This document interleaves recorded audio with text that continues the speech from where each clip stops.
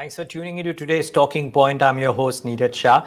And the talking point today are the views of Vinit Sambre of DSP. He needs no introduction. While their small cap portfolios and the multi cap portfolios are well known, Vinit now straddles the whole equity investing team at DSP, and it would be lovely to get his sense of how he's thinking about equities through his prism currently. Vinit, great having you. Thanks so much for taking the time out. Hope all is well. Thank you so much. It's a pleasure being here, Neeraj. Good morning to all. Thank you. And good morning to you, of course. Vinit, how do you look at investing currently? Because there are, a few global headwinds, but flows into India have resumed. Maybe that's retreat out of China and going into a bunch of other Asian countries as well remains to be seen. But lots of global news flow. And amidst that, our earnings season, we're just about putting it behind us. Sure. So, I think when we look at the long-term drivers of the market, I think fundamentally, ends down to how much corporates can actually eventually end up growing in terms of their earnings. And if we just pull the data for long-term, we have, last 20, 25 years, earnings have CAGRed at 10, 11%, and markets have similarly provided returns in that vicinity. So I think, from that perspective, what really matters over the next maybe course of 1 or 2 years is going to be how the earnings are going to shape up. And if we generally go by the results which are getting announced and some of the data points which we are monitoring, we would see that the corporates in general over the last 1 year, particularly, they have been impacted because of higher raw material prices, higher other input prices, freight, and all of those, which has actually hurt the profitability of corporate India in a way. Along the side, we also have what you mentioned, the global risk inflation, which has impacted some bit of the demand momentum, which we were witnessing post-COVID. So I think that has also got stabilized.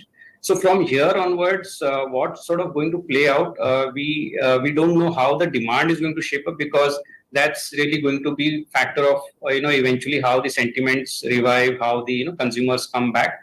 But more importantly, what is more visible or looking more probabilistic in nature is the profitability front, where we are definitely seeing signs of commodities cool off as a result of global all these factors.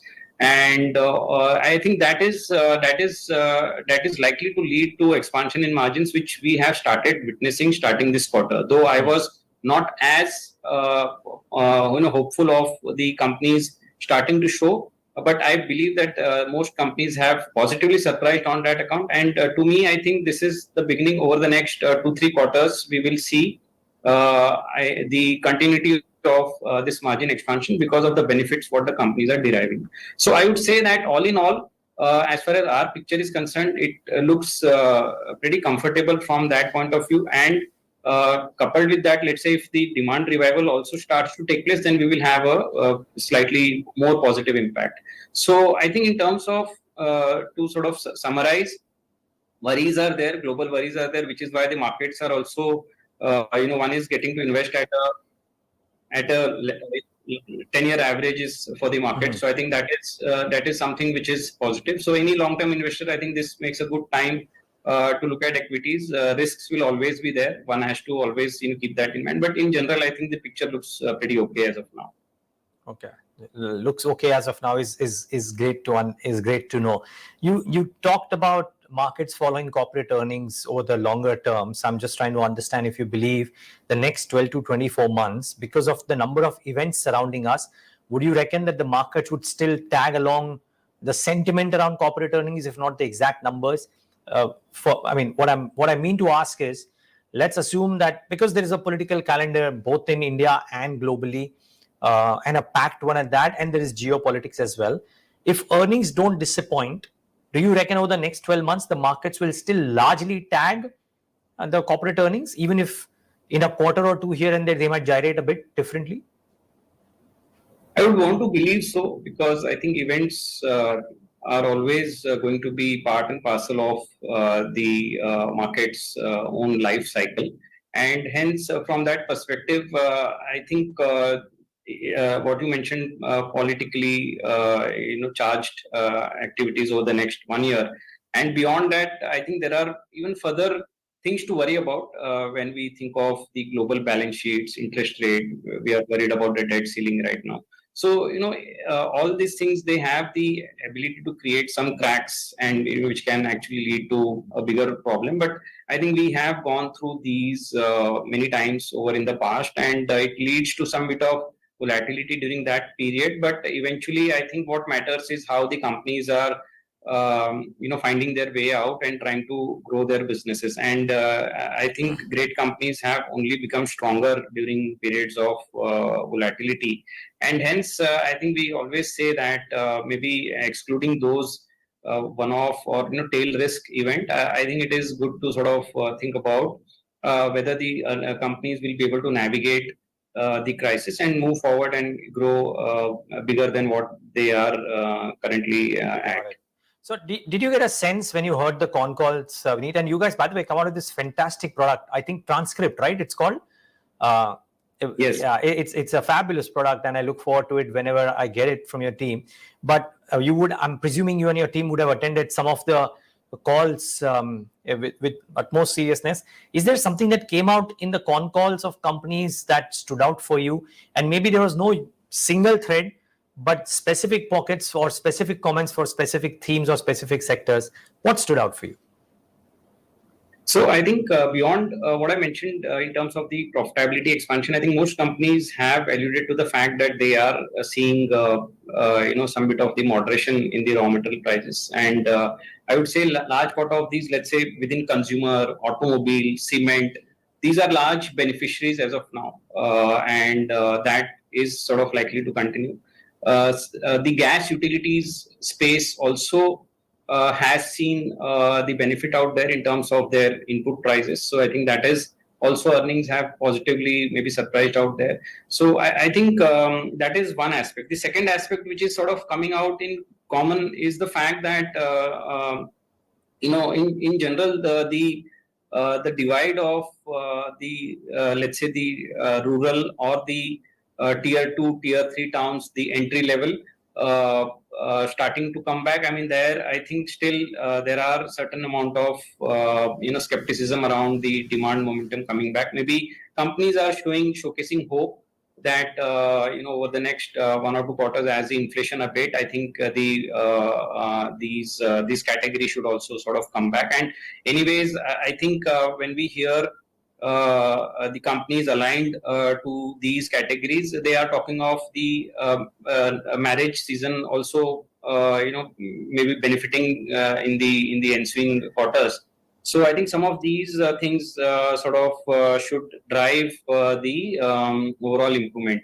I think beyond that, what we have been seeing also is the fact that a lot of companies have been strengthening their core. And what I mean by that is, let's say some companies are expanding their capacities to maybe look beyond the current slowdown period. There are some companies who have looked at adjacencies around their existing businesses, which basically mean that they want to expand their target markets and look for opportunities to grow. Companies have been announcing maybe some bit of slightly active on acquisition front also, a lot of companies. And again, the whole idea is that these are uncertain times. Businesses may be available to these companies at maybe reasonable valuations, and hence companies are looking for that. So I think that also to me is a positive factor, because at least in uncertain period, the companies who have strong balance sheet, they are looking to find opportunities and look beyond the next 1 or 2 quarters or 1 or 2 years maybe. And the third and fourth important factor is the balance sheet itself. I have not seen a deterioration in balance sheets, so that is a good part.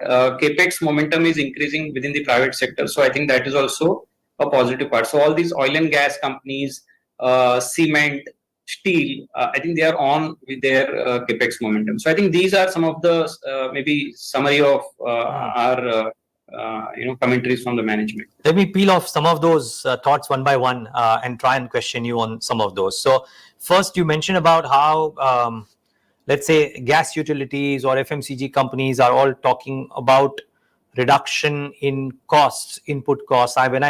If I look at your flexi cap portfolio as a example of a fund which will invest across market caps and across sectors, I see an FMCG name and a gas utility way lower on the pecking order. So you like the commentary, but you probably are still not completely convinced to go whole hog into these pockets. Would that be a fair assumption? So I think when it comes to finally replicating it in the portfolio, a lot of these actually also gets driven by the overall composition of the portfolio, which segments one would like to expose more in terms of the sizing. Maybe there are basket approaches to some segments that I don't want to have a high exposure in one name, but let me have a basket. So I think if I think about flexi cap portfolio, you'll see that large part of the categorization comes from consumption oriented businesses. I mean, in buckets, let's say, then banking and financials, and third category where the fund has actually added exposure to is the industrials and engineering companies, where it has seen in the near term the performance also sort of showing up because of these changes which the fund manager has carried out. But by and large, I think the portfolio is more stable. It has a slightly tilt towards high quality growth stuff, which has been the characteristics of that portfolio for long. Got it. So you are not, okay, so again, a derivative of that question in your portfolio, that there is an argument being made that it might be a good time to look at NBFCs in a big way, as opposed to being overweight on banks only, simply because if the rate cycle is turning, then NBFCs would benefit. You have a large NBFC as one of your top holdings, and that's a large holding as well. But still, the overarching weightage in BFSI seems to be towards banking. So you're still not playing change the track and move out of banking into NBFC's game. So I think I agree what you're saying. The beneficiary of rate cycle reversal is going to be more, the NBFCs as such.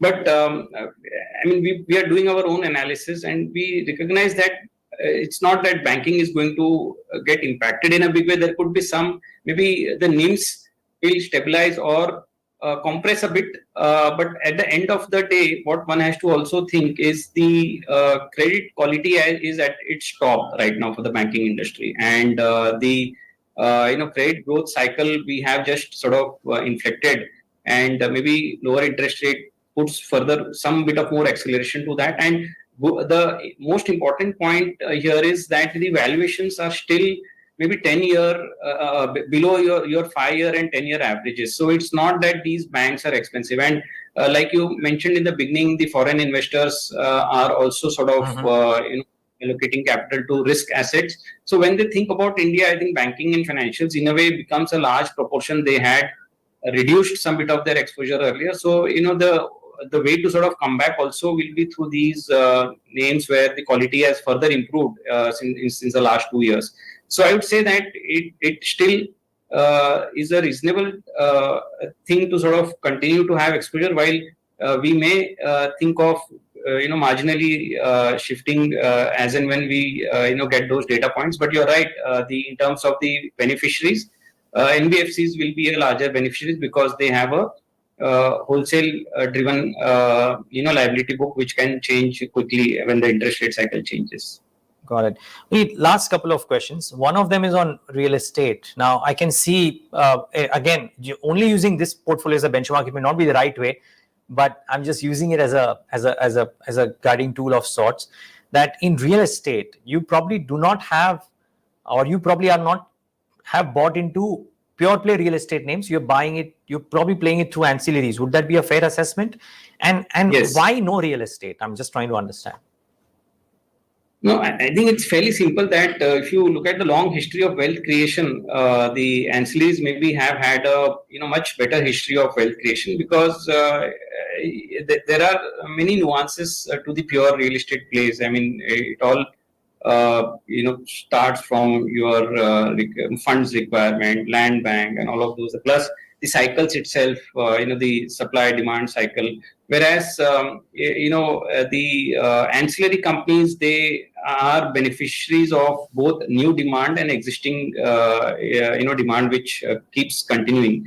So in a way, the volatility out there is little less than the pure real estate plays, and balance sheets are much more simpler to assess. The demand has been even slightly more linear as compared to the pure plays. So I think those have been the reasons, and going by the nature of the framework of the fund manager, I think that it seems a slightly superior choice when it comes to allocating the capital with a slightly longer term view. Got it. My final question, and that is on pockets that have not done well of late. So SpecChem had a fabulous last 7-8 years. It got derailed about 18 months ago. I mean, maybe not completely derailed. Select pockets might still be doing well, the fluorination companies, but otherwise. Then pharmaceutical is the other one, and you guys have the history of a very successful pharma fund with you. I'm just trying to understand, what are you doing with these two pockets? Are you sensing a bit of a comeback, or is it difficult to say because the commentary from the companies that at least I've listened to in Q4 has been mixed? There are some which are promising, but some which are not quite able to say as to when the move will come on the upside in business. You're right. I think there is a waiting time involved here. The business dynamics maybe have not got deteriorated so much, because if we look at companies are only investing more. If we look at their capex, what they have incurred last year and the plans, they are actually cumulatively they are more than their last 5 years or 6 years what they have done. So in a way, that is also indicating that they are sensing more inquiries. Growth outlook is better. The diversification from China is a real thing, not a fictitious thing. So all those things makes us believe that this is going to be a long story to sort of remain invested into, but it will have its own small cycles. And this is not the first time we have seen this. We had seen this in 2017 also, that these companies had slowed down their end market. The agrochemical markets had slowed down, which is happening now globally. So those led to the rate of growth faltering for them, and some disappointment, which had led to again stocks seeing some correction. But I think in the long journey right now, they are again in a consolidation phase, and we've still not given up in terms of their overall long-term outlook. Same is the case with pharma. I believe the benefit what I mentioned of raw material will flow into these companies' profitability over the next 1 or 2 years. In an uncertain environment, maybe this is a space which provides you slightly better certainty in terms of the business growth versus, and the data also suggesting that profitability front should see benefit because of the raw material price moderation. So I think hence we would like to continue with our view and our exposures into these names. Great. Vinit Sambre, we wish you and Team DSP all the best for creating even better wealth for investors in FY24. Thank you so much for joining in today and giving us your thoughts. Thank you. It was my pleasure. Thanks. The pleasure was entirely ours, and viewers, thanks for tuning in.